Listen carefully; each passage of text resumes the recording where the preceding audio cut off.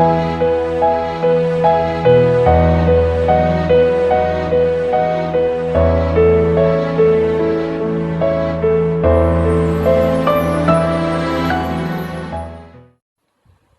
malam, salam sejahtera bagi Bapak, Ibu, Saudara-saudari yang dikasihi dan yang mengasihi Tuhan Yesus Kristus. Saatnya kita akan beribadah kembali dalam ibadah keluarga yang dilaksanakan di rumah masing-masing, di rumah Bapak, Ibu, Saudara-saudari. Saudara, hidup dalam kekudusan dan tidak bercacat sesungguhnya adalah kehendak Tuhan bagi setiap umat. Sebab Tuhan telah menciptakan manusia menurut gambarnya. Tuhan adalah kudus, maka ia pun menghendaki manusia kudus seperti dirinya. Kuduslah kamu sebab aku kudus. 1 Petrus 1 ayat 16. Kita bernyanyi dari Gita Bakti 12 bait 1. Masuklah semua menghadap Tuhan.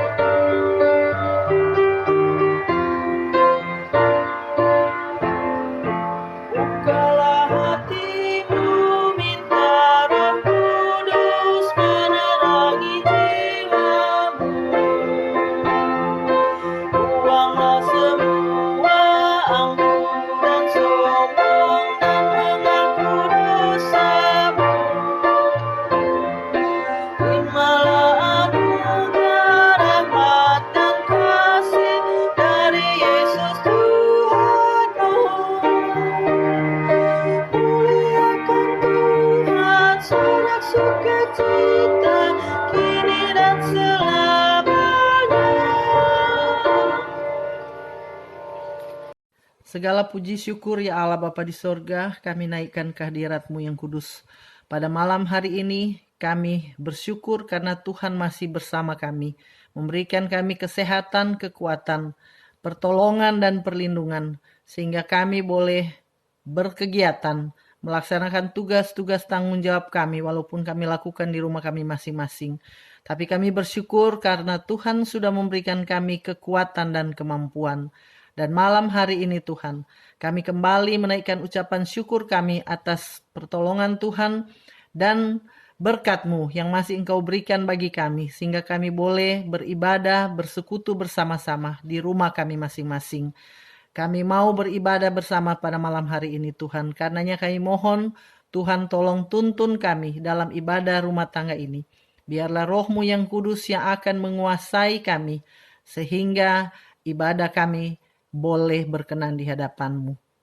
Kami mohon pertolongan Tuhan, biarlah Tuhan mau jauhkan dari kami segala pikiran yang mengembara, dan biarlah hati kami hanya sungguh-sungguh terfokus pada firman-Mu yang akan kami dengarkan dan kami baca nanti. Terima kasih Tuhan, pimpin kami dan kami serahkan semuanya hanya ke dalam tangan kasih-Mu. Di dalam nama Yesus kami berdoa dan mengucap syukur. Amin. Mazmur berbalasan yang terambil dari Mazmur 150 ayat 1 sampai 6. Haleluya, pujilah Allah dalam tempat kudusnya. Pujilah Dia dalam cakrawalanya yang kuat. Pujilah Dia karena segala keperkasaannya. Pujilah Dia sesuai dengan kebesarannya yang hebat. Pujilah Dia dengan tiupan sangkakala. Pujilah Dia dengan gambus dan kecapi. Pujilah Dia dengan rebana dan tari-tarian. Pujilah Dia dengan permainan kecapi dan seruling. Pujilah Dia dengan ceracap yang berdenting. Pujilah Dia dengan ceracap yang berdentang. Biarlah segala yang bernafas memuji Tuhan. Haleluya.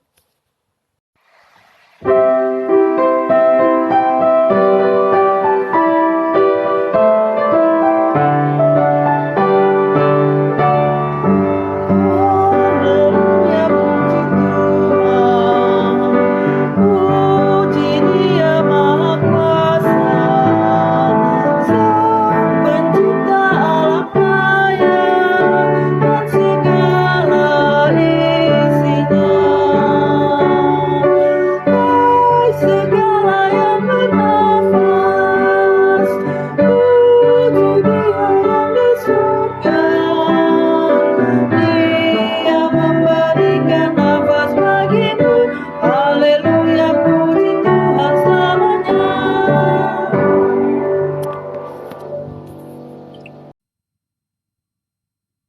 Saudara-saudara, mari kita bersama-sama berdoa. Ya Allah Bapa kami yang ada di dalam surga, saatnya kami mendengarkan firman-Mu. Biarlah Roh Kudus yang boleh memimpin kami, untuk kami boleh dapat mendalami kebenaran firman-Mu, dan ajarlah kami agar kami dapat melakukan firman Tuhan ini di dalam kehidupan kami masing-masing. Dalam nama Tuhan Yesus kami berdoa. Amin. Jemaat, mari kita berdiri. Kita akan mendengarkan firman Tuhan yang dibacakan dari Alkitab. Dari 1 Korintus 13 ayat 8 sampai dengan ayat 13.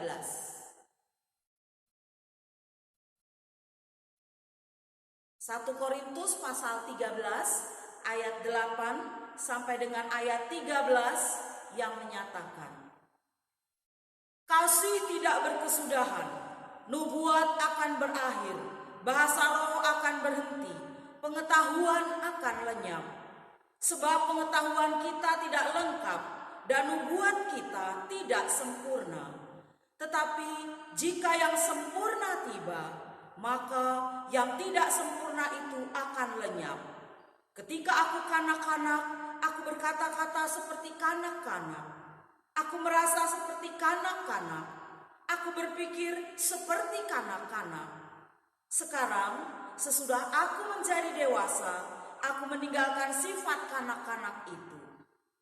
Karena sekarang kita melihat dalam cermin suatu gambaran yang samar-samar, tetapi nanti kita akan melihat muka dengan muka. Sekarang aku hanya mengenal dengan tidak sempurna, tetapi nanti akan mengenal dengan sempurna, seperti aku sendiri dikenal. Demikianlah tinggal ketiga hal ini, yaitu iman, pengharapan, dan kasih. Dan yang paling besar di antaranya ialah kasih. Demikian pembacaan Alkitab. Berbahagialah setiap orang yang mendengarkan firman Tuhan dan yang melakukannya. Terpujilah Tuhan Yesus. Haleluya. Haleluya. Haleluya. Haleluya.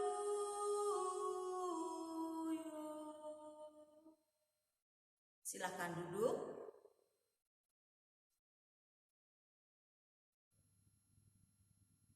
Salam sejahtera dalam kasih Yesus Kristus. Tema dalam ibadah keluarga hari Rabu ini di minggu ke-6 sesudah Paskah adalah kasih jalan yang lebih utama. Saudaraku, jika saya membuat simbol ini atau tanda ini, atau mungkin begini simbolnya, atau begini yang biasa nonton drakor, ya, simbol seperti ini atau simbol begini, atau ada yang kalau selfie begini, simbol begini. Bapak Ibu Saudara, pasti saudara tahu itu adalah simbol atau tanda cinta. atau love atau kasih. Ya saudara, cinta dan kasih adalah dua kata yang hampir sama tetapi mempunyai makna yang berbeda. Cinta adalah perasaan yang lahir dari hati seseorang, timbul dengan sendirinya, dengan tiba-tiba, tidak melihat waktu, tidak melihat usia, tidak melihat tempat, di mana atau dalam kondisi seperti apa. Satu masa yang ingin dicintai, yang ingin mencintai, serta ingin memiliki. Seperti misalnya perasaan seseorang dari mata turun ke hati. Sedangkan kasih adalah sebuah kata yang terdengar di telinga kita. Kasih bukanlah suatu hal yang tabu untuk diucapkan, apalagi dirasakan. Kasih akan membuat diri kita merasa nyaman, damai dan tentram dalam menjalani setiap detik kehidupan yang telah diberikan kepada kita. Makna kasih yang sesungguhnya adalah bagaimana kita memberikan yang terbaik untuk orang lain, baik itu membahagiakan, tidak merebut kebahagiaan orang lain, dan membuka pintu hati untuk sebuah kasih. Kasih adalah satu perasaan, tetapi kasih itu sangat berbeda dengan cinta itu tadi. Umat Tuhan, lalu apakah pengertian kasih itu yang sebenarnya? Kasih mempunyai makna yang beragam. Kasih berarti menyayangi, kasih berarti mencintai, kasih berarti membahagiakan orang yang kita kasihi. Kasih kepada Tuhan berarti kita mencintai Tuhan dengan cara bagaimana kita menaati perintahnya, menjauhi larangannya. Dan kasih kepada orang tua kita itu berarti kita menyayangi mereka dengan setulus hati dan tidak membuat hati mereka sakit atau kita tidak menyakiti hatinya. Kasih kepada sahabat berarti kita menjaga dengan kasih sayang, tidak memfitnah, tidak mengkhianati.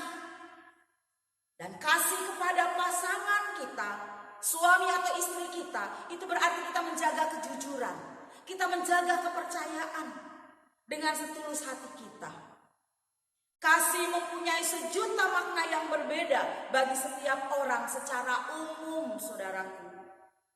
Tapi kasih berarti itu kita menyayangi dengan tulus.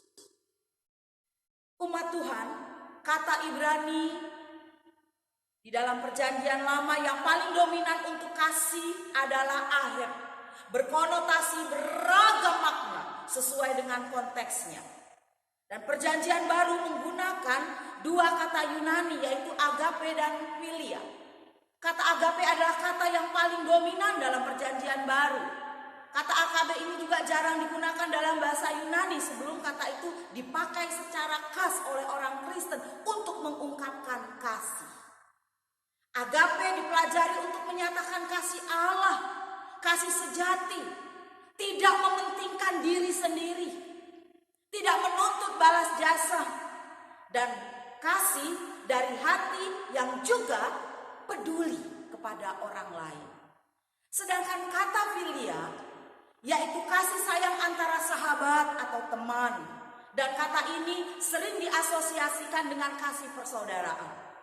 Dua kata Yunani klasik eros dan storge itu tidak digunakan dalam Alkitab. Kata eros menunjukkan cinta dengan daya tarik seksual atau erotika. Dan kasih ini dihubungkan atau sering dihubungkan dengan romantisme. Sedangkan kata storge berarti kasih alami dalam keluarga, seperti kasih seorang ibu dan anaknya yang tidak digunakan di dalam Alkitab. Saudara-saudaraku, kasih agape itu dapat diaktualisasikan kepada Allah, kepada sesama kita. Dan secara khusus di konteks 1 Korintus 13 dalam bacaan kita ini, di sini Rasul Paulus menggunakan kata agape dalam hubungan dengan sesama. Pertanyaannya, mengapa Rasul Paulus menulis surat kepada jemaat di Korintus ini justru menuliskan tentang utama alasan saudara-saudara dalam pemikirannya ketika dia menulis 1 Korintus ini. Pertama, pada saat itu dia menulis untuk membetulkan masalah yang serius, untuk meluruskan masalah yang ada di jemaat Korintus. Hal ini meliputi pelanggaran yang remeh oleh seorang atau oleh jemaat di Korintus. Tetapi bagi Rasul Paulus ini adalah merupakan dosa yang serius. Kemudian yang kedua, memberikan bimbingan atau instruksi atas berbagai pertanyaan yang telah ditulis oleh orang Korintus. Dan hal ini meliputi soal ajaran atau doktrin dan juga perilaku dan kemurnian sebagai perorangan dan sebagai jemaat. Saudara, secara khusus alasan yang paling penting kenapa Rasul Paulus menuliskan tentang kasih ini di 1 Korintus 13 adalah karena dia memberikan teguran. Ya, teguran kepada jemaat di Korintus pada saat ini. Dan dia menyinggung ada 6 kebanggaan yang dimiliki oleh manusia atau oleh jemaat di sana. Apa saja? 1, kemampuan untuk berkata-kata dengan semua bahasa dan malaikat. 2, karunia untuk bernubuat. 3, karunia pengetahuan intelektual. 4, iman yang sempurna. 5, kemurahan hati. Dan 6, memberikan diri untuk dibakar, ayat 3b. Dan sebagian dari naskah kuno yang berwibawa ini menambahkan frasa, yaitu agar aku mendapat kemuliaan. Saudara-saudara yang dikasihi Allah dalam Tuhan Yesus Kristus, sikap Paulus ini sangat jelas bahwa sekalipun ada manusia yang mampu melakukan salah satu atau bahkan ke-6 hal yang saya sebutkan tadi, semua itu sia-sia. Semua itu hanyalah kesia-siaan dan tidak berguna bagi siapapun apabila ia tidak memiliki kasih. Mengapa hal itu bisa terjadi? Karena Paulus ini menyadari bahwa tanpa kasih, kepemilikan atau bahkan penggunaan berbagai karunia itu akan berujung pada kesombongan dan pamer diri. Dan hal ini tentu sejalan dengan ucapan yang begitu tajam dari Tuhan Yesus untuk mereka yang menyombongkan nama mereka di depan umum. Itu ada di Injil Matius 6 ayat 2. Oleh karena itu Rasul Paulus menutup suratnya dengan mengatakan, lakukanlah segala pekerjaanmu dalam kasih. Dalam ayat-ayat sebelumnya, bacaan kita ayat 8-13, tapi ayat sebelumnya, ayat yang indah. Dan Rasul Paulus tidak pernah sekalipun dia memberikan sebuah definisi tentang kasih. Tapi dia menunjukkan cara bagaimana kasih itu bekerja. Berlawanan dengan banyak pemikiran modern ya yang memandang kasih itu hanya sebagai emosi. Tetapi Rasul Paulus memperlihatkan bahwa dia bukanlah semata-mata apa yang dirasakan oleh seseorang, melainkan apa yang dilakukannya. Nah, di sini kita melihat Bapak Ibu Saudara, ada beberapa sifat dasar kasih Kristen. Apa saja? Sabar, murah hati, tidak cemburu, tidak memegahkan diri, tidak sombong, tidak melakukan yang tidak sopan, tidak mencari keuntungan untuk diri sendiri, bukan pemarah, tidak menyimpan kesalahan orang lain, tidak bersukacita karena ketidakadilan, bersukacita karena kebenaran, menutupi segala sesuatu, percaya segala sesuatu, mengharapkan segala sesuatu. 14. Lalu teks kita hari ini 8 sampai dengan 13, Rasul Paulus memperlihatkan bahwa kasih itu akan tinggal tetap sekalipun karunia-karunia lain seperti nubuat, seperti bahasa roh, seperti pengetahuan itu telah lenyap. Di dunia yang sedang berlalu, kasih itu adalah bagian dari kekekalan, dari dunia Allah yang sempurna. Dan di bagian akhir ini, saudara-saudara, Rasul Paulus menekankan keabadian Kristen. Artinya ketika segala sesuatu yang dimuliakan manusia sudah berlaku, tetapi kasih itu masih akan tetap ada. Dia juga menekankan yang kedua, kesempurnaan kasih. Artinya segala sesuatu yang tidak sempurna itu akan lenyap. Bahkan karunia bahasa lidah, kegemaran orang-orang Korintus pada saat itu juga tergolong pada yang tidak sempurna. Itu juga akan lenyap. Tetapi kasih tetap sempurna. Kemudian yang ketiga, keunggulan kasih. Artinya apa? Seberapapun besarnya iman dan pengharapan, kasih masih lebih besar. Iman tanpa kasih menjadi dingin, saudaraku. Dan pengharapan tanpa kasih menjadi suram. Kasih adalah penggenapan iman dan pengharapan. Itu sebabnya di ayat 13 dalam bacaan kita ini dikatakan, demikianlah tinggal ketiga hal ini, yaitu iman, pengharapan, dan kasih. Dan yang paling besar di antaranya ialah kasih. Saudaraku, pembelajaran apa yang kita dapatkan dari bacaan kita hari ini? Pembelajaran yang pertama, betapa seringnya kita merasa bangga atas apa yang kita raih dalam hidup ini.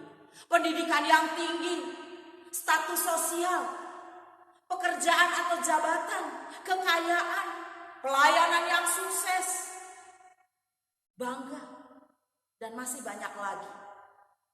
Itu semua seringkali membutakan mata dan hati kita. Kita menjadi sombong, kita memamerkan diri di depan sesamanya. Segala bentuk kemurahan seringkali dibingkai oleh kasih yang hambar. Pelayanan kepada Tuhan atau pelayanan kepada gereja dan sesama semata-mata untuk memperoleh pujian dan menjadi topeng pengukuhan segala bentuk kesombongan dan tebar pesona. Dengan sangat keras, Tuhan Yesus menegur jemaat Efesus pada saat itu. Karena apa? Mereka telah meninggalkan kasihnya yang semula. Kasih kepada Allah Bapa itu hilang. Kasih yang benar-benar tulus kepada Yesus Kristus itu juga sudah hilang. Segala bentuk pekerjaan dan pelayanan mereka saat itu dicela oleh Tuhan Yesus. Karena apa?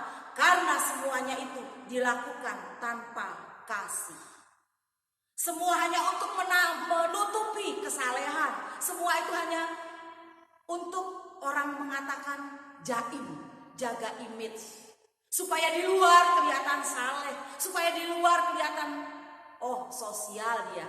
Supaya di luar kelihatan. Tetapi sesungguhnya yang paling hakiki, semua itu tidak dilandaskan atas dasar kasih dari Yesus. Yang kedua, pembelajaran yang kita peroleh adalah, apakah orientasi kehidupan saudara? Apakah orientasi kehidupan saya? Seringkali orientasi kita terbatas hanya pada masa sekarang. Yang sekarang kita lakukan stop. Kita sudah merasa cukup. Kita sudah merasa berbuat banyak. Kita sudah merasa sempurna. Kita hanya berorientasi pada kekinian. Itu sebabnya saudara-saudara, banyak orang yang berjuang dengan sangat kerasnya untuk memperoleh segala-galanya yang notabene bernilai sementara. Ingatlah saudara, pengetahuan, jabatan, pekerjaan, pelayanan, harta benda, status sosial, dan lain sebagainya, semua itu pasti bisa berakhir dan akan berakhir dalam dunia ini. Oleh karena itu berorientasilah pada kekekalan. Oleh sebab itu berorientasilah juga pada kehidupan yang akan datang. Kejarlah kasih yang sejati sebab ia mempunyai nilai kekekalan.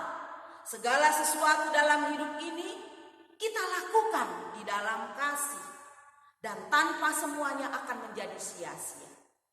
Artinya apabila kita mau menolong, membantu sesama kita, lakukanlah itu dengan kasih yang tulus. yang lahir dari dalam hati kita.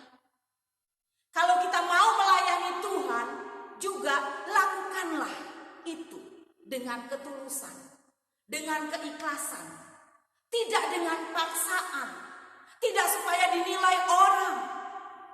Tuh lihat pelayanannya, untuk tidak dinilai oleh orang lain. Tetapi lakukanlah sebagaimana Tuhan Yesus telah melakukannya dan memberikannya untuk kita. Allah lah yang telah terlebih dahulu mengasihi kita. Oleh sebab itu ketika kita melakukan segala sesuatu dalam kehidupan kita yang ada di sekitar kita, lakukanlah dengan kasih yang tulus. Tanpa kasih yang tulus, semuanya akan menjadi sia-sia. Saudaraku, sudah sejauh manakah saudara dan saya menjabarkan kasih yang tulus, kasih yang ikhlas, kasih yang mau berkorban, kasih yang keluar dari hati kita yang paling dalam? Jika belum, mari kita belajar dan memulainya hari ini. Dan saudara-saudara, sehubungan dengan bacaan kita, tema kita tentang kasih, ya, Bapak Ibu Saudara punya buku Gita Bakti? Ada? Kalau yang punya silahkan dibuka atau dicari Gita Bakti nomor 47. Coba disiapkan dulu. Ya, lagunya bagaimana? Ada yang tahu? Ini sudah familiar ya lagunya ya. Kasih itu sabar, kasih itu murah hati. Ya, coba dinyanyikan semua anggota di rumah. Kita mulai ya. Kasih itu sabar, kasih itu murah hati. Ia tak cemburu, ia tak memegahkan diri dan sombong. Diulangi. Kasih itu sabar, kasih itu murah hati. Ia tak cemburu, ia tak memegahkan diri dan sombong. Selamat menebarkan kasih, kasih yang tulus, kasih yang ada dan dimulai dari diri kita sendiri. Amin. Saat teduh.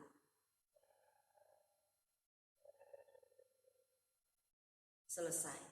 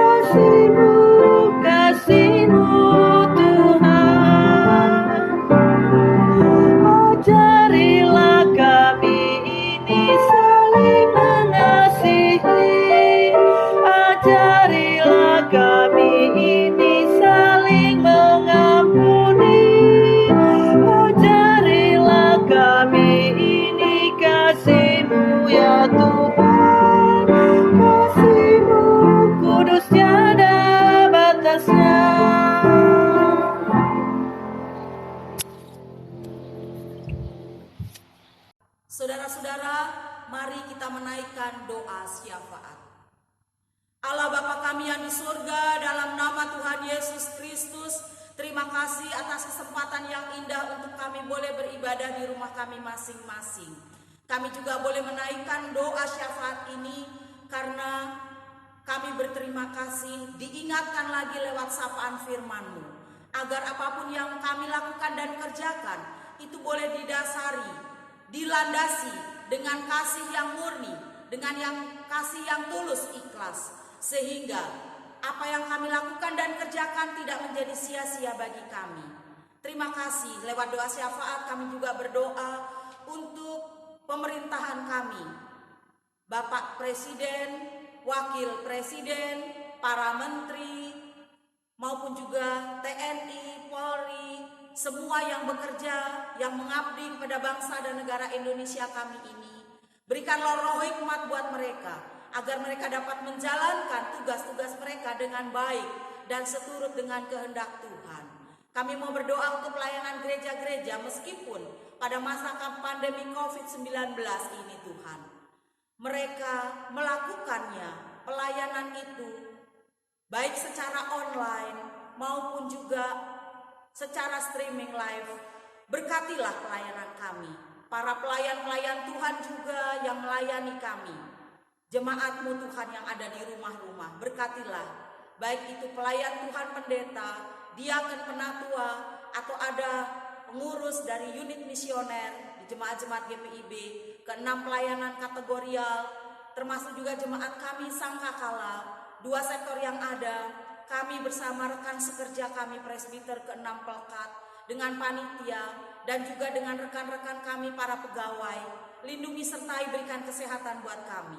Termasuk juga mereka Tuhan, yang sedang dalam keadaan sakit dan lemah tubuhnya, Tuhan Yesus menjamahnya, Tuhan Yesus menyembuhkannya. Kami percaya Tuhan, bahwa Engkau tidak pernah meninggalkan mereka di masa-masa pandemi COVID-19 ini. Banyak juga dari kami Tuhan yang sekarang kehilangan pekerjaan atau di PHK. Kami kehilangan mata pencaharian.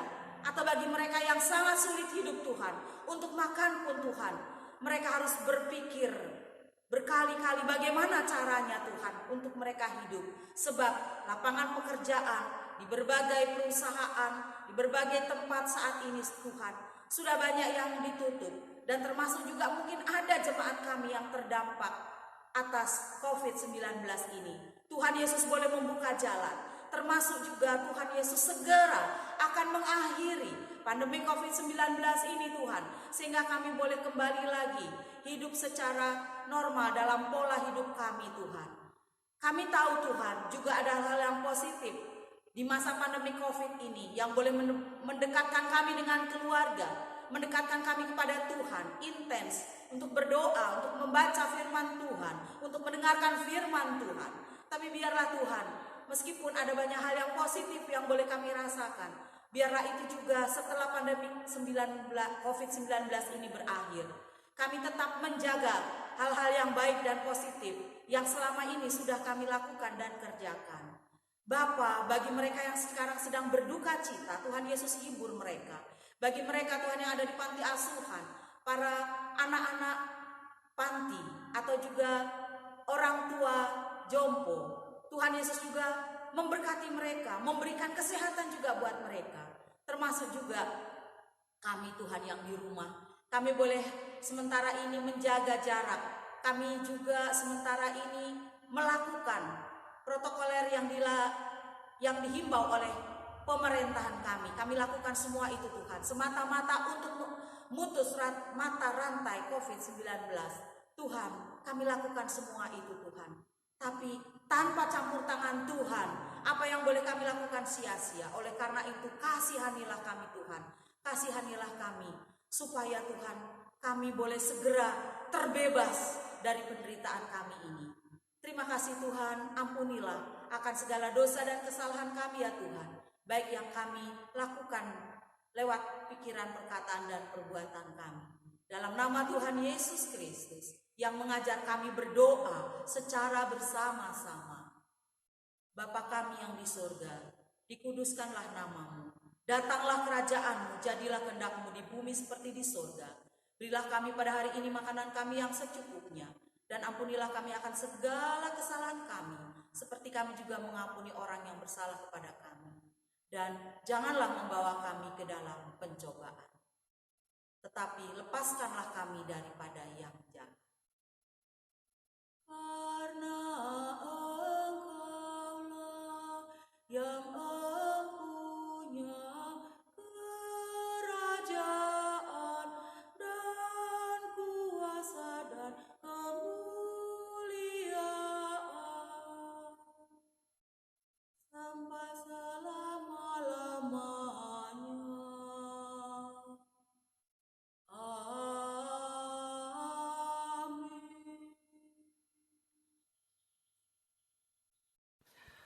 Marilah kita mengungkapkan syukur dengan hati, mulut dan tangan kita, serta mengingat pesan dalam Alkitab yang tertulis di Maleakhi 3 ayat 10.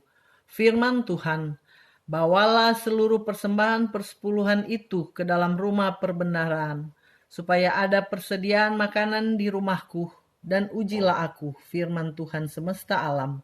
Apakah aku tidak membukakan bagimu tingkap-tingkap langit, dan mencurahkan berkat kepadamu sampai berkelimpahan.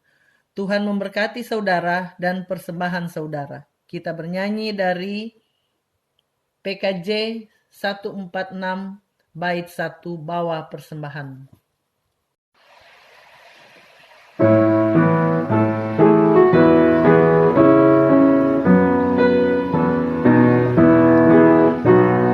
Bawa persembahanmu dalam rumah Tuhan dengan rela hatimu, janganlah jemu.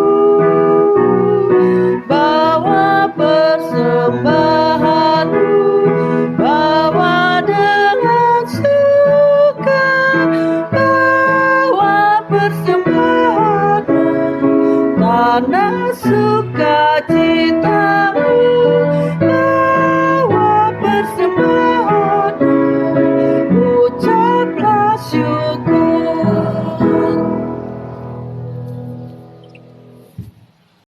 Jemaat diundang berdiri, kita berdoa doa syukur. Ya Tuhan, kami bersyukur kepadamu karena kasih dan pengorbananmu mendorong kami untuk memberi persembahan sukarela ini.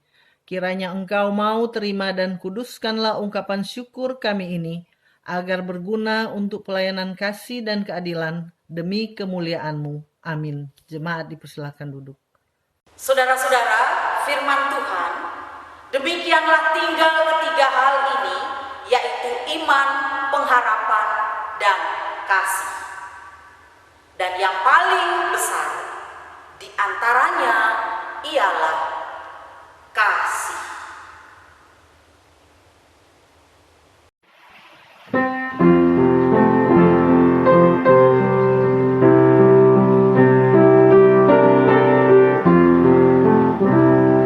Yesus menginginkan aku bersinar baginya, dimanapun ku berada, ku mengharapkannya. Bersinar, bersinar, itulah kehendak Yesus. Bersinar, bersinar, aku bersinar terus. Pulanglah dengan damai sejahtera Tuhan, serta terimalah berkat-Nya. Arahkanlah hati dan pikiran kita kepada Tuhan, serta terima berkat dari Tuhan. Kasih karunia Tuhan Yesus Kristus, kasih Allah Bapa, dan persekutuan Roh Kudus menyertai kita sekalian. Amin.